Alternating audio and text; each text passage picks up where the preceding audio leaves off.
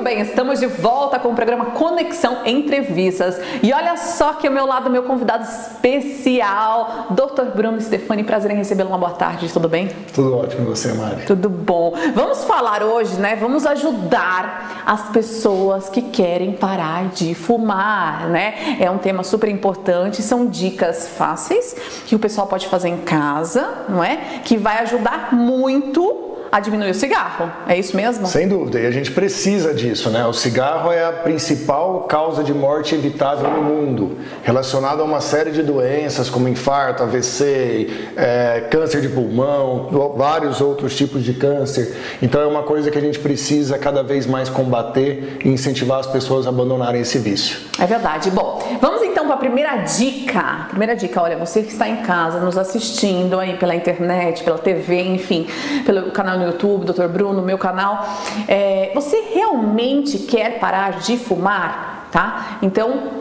pega uma caneta, um papel e anota essas dicas, que são dicas super simples que vai fazer a diferença no seu dia a dia. Vai fazer uma super diferença. Então, nossa primeira dica para parar de fumar, Dr. Bruno. Acho que esse primeiro ponto que você tocou, a gente poderia começar por aí. Querer parar de fumar. Ter a consciência de que o cigarro realmente é um malefício e que esse hábito precisa ser abandonado. Então, eu sempre falo para os pacientes, eu pergunto no consultório, você quer parar de fumar? Porque se quiser parar de fumar, a gente tem vários mecanismos para poder ajudar. Infelizmente, existem pessoas que ainda não querem parar de fumar e elas esperam ter algum evento grave, esperam infartar, precisar colocar um stent, ter algo que realmente acometa de forma impactante a saúde para abandonar esse vício. Então a primeira coisa, conscientizar da necessidade de que tem que parar de fumar. Tá. A partir daí, eu acho que a gente entra em duas questões. A gente tem a dependência química da nicotina, então existe uma dependência física da nicotina e existe a questão do hábito, né, que está relacionado à questão do cigarro.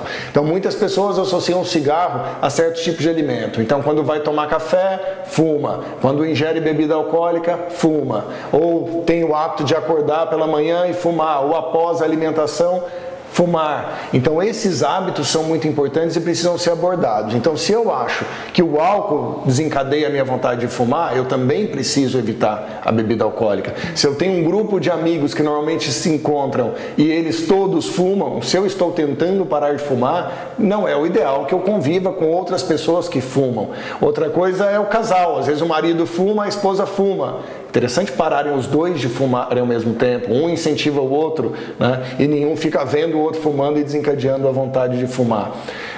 Outra dica importante é ter hábito de vida saudável, então fazer atividade física, melhorar a alimentação, mudar a vida, na verdade, como um contexto mais global, de um esquema de busca de doença, que seria o cigarro, alimentação inadequada, falta de atividade física, para ter uma mudança de trilho, onde eu vou ter hábito de vida mais saudável. Se eu me exercito, se eu me alimento melhor, se eu me preocupo com a saúde, a vontade de fumar gradativamente ela vai deixando, porque ela vai contra aquilo que eu estou buscando, né? Então isso eu acho que é um ponto importante também da gente abordar. É verdade, não é nem questão de você ser, eu sou antissocial, não vou, sei lá, para um barzinho porque eu tô parando de fumar. Não é questão de antissocial, é questão da sua saúde, é questão do seu coração, da sua vida. Não é nem questão de, as pessoas pensam isso, muitas pessoas, eu conheço algumas pessoas que gostariam de parar de fumar, mas vai falar assim, mas eu não vou em tal lugar, mas é aniversário, mas como que eu não vou? Então assim, é uma coisa que a pessoa, aquilo que você falou no começo, tem que querer realmente, sim, certo? Tem que querer,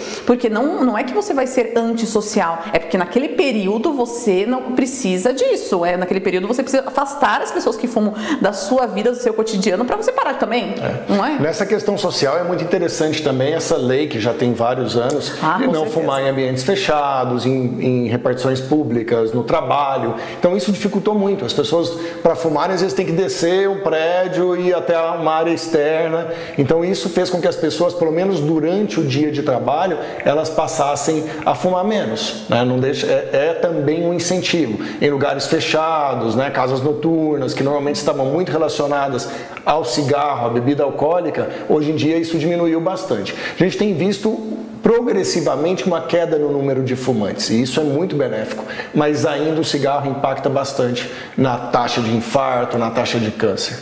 Você acha que a informação que diminuiu um pouco ou você acha que o valor do cigarro que diminuiu um pouco? Na minha opinião, o cigarro deveria custar muito mais caro do que ele custa. Tipo, né? já tá. Nossa, antigamente quanto custava um cigarro? Hoje, sei lá, 10 reais o cigarro. Mais caro. Então, assim, no Mas se a gente for bolso e no coração. Dos na dois. questão do sistema público de saúde, né, de financiamento do sistema público de saúde, o imposto deveria ser muito maior. Sim. Então, assim, é nítido no hospital que os pacientes que fumam têm mais complicações, tanto respiratórias, pulmonares, você fez todo dia, né? Hoje mesmo eu fiz uma paciente de 44 anos com as coronárias, infartou na semana passada e foi hoje com lesões gravíssimas com 44 anos e fuma desde os 15. Então não é esperado que essa paciente com 44 anos infartasse agora, né? Então isso é consequência da atividade inflamatória que o cigarro gera na parede das artérias e de todas as outras substâncias químicas que são nocivas à saúde. E infelizmente você vê isso também, né? Infelizmente essas pessoas, elas aprendem na dor, né? Quando causa alguma coisa mais grave, que daí assusta, fala, opa, peraí, é na hora de parar. Mas infelizmente... É o que aconteceu. Essa paciente hoje me prometeu que não vai fumar mais. E aí entra até aquela questão que uma vez a gente conversou e a gente gravou um vídeo sobre isso. Para que esperar? Né? Para que eu vou esperar ter um infarto para agora eu não fumo mais? Então a gente precisa mudar os hábitos antes de ter alguma coisa grave. Porque às vezes essa primeira coisa grave é uma morte súbita. Né? Boa parte dos pacientes acaba morrendo quando tem um infarto antes de chegar ao hospital, principalmente no paciente jovem, né? Costuma ter um risco de morte súbita maior até do que no paciente idoso. Quer dizer, se esse paciente não fumasse, ele teria chance de sobreviver? Sim, porque na verdade o cigarro ele aumenta muito a questão da hipercoagulabilidade, como se o sangue ficasse mais grosso, mais propenso à formação de coágulo dentro dos vasos. E isso é a principal causa de obstrução dos vasos. E o cigarro está diretamente relacionado a isso. Nossa, que triste, né? Bom, outra dica também que eu gostaria que você falasse, são dicas simples também de fazer em casa, né? E que faz uma diferencinha aí para quem quer parar de fumar, qual é? Eu acho que assim, primeiro essa associação, né? Às vezes, por exemplo, com o café, com a comida. Então assim, se isso é um gatilho para que você fume, logo após o almoço você escovar os dentes, você usar um enxaguante bucal, evitar os outros gatilhos que possam trazer a vontade de fumar, principalmente a bebida alcoólica, que está muito associado. Eu vejo muitas pessoas falarem que eu não fumo quase nada durante a semana, mas no final de semana eu bebo uma cervejinha e fumo um maço de cigarro em 1 hora. Né? Então é muito comum isso. Então reforçar essa questão do hábito saudável, né? de mudar a vida como um todo. Procure a ajuda de um profissional, principalmente para aquelas pessoas que fumam já há bastante tempo, tá? Então assim, entra a questão psicológica, toda a questão de neuromodulação, de neurotransmissores.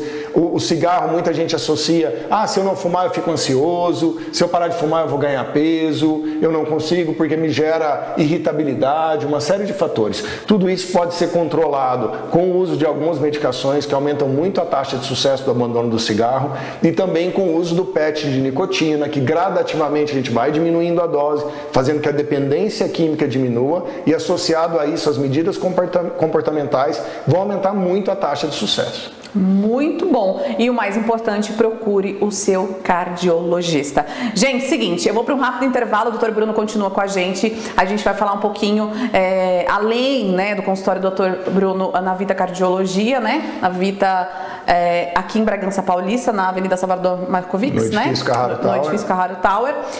A gente vai falar um pouquinho sobre os exames lá do Centro de Cardiologia São Francisco, tá, gente? É importante a gente falar sobre esses exames, a importância de um teste, a importância de um holter, de um mapa. Às vezes as pessoas não têm noção, né, para que serve esses exames. Então o Dr. Bruno continua com a gente aqui no segundo bloco. Eu vou para um rápido intervalo e já volto já já.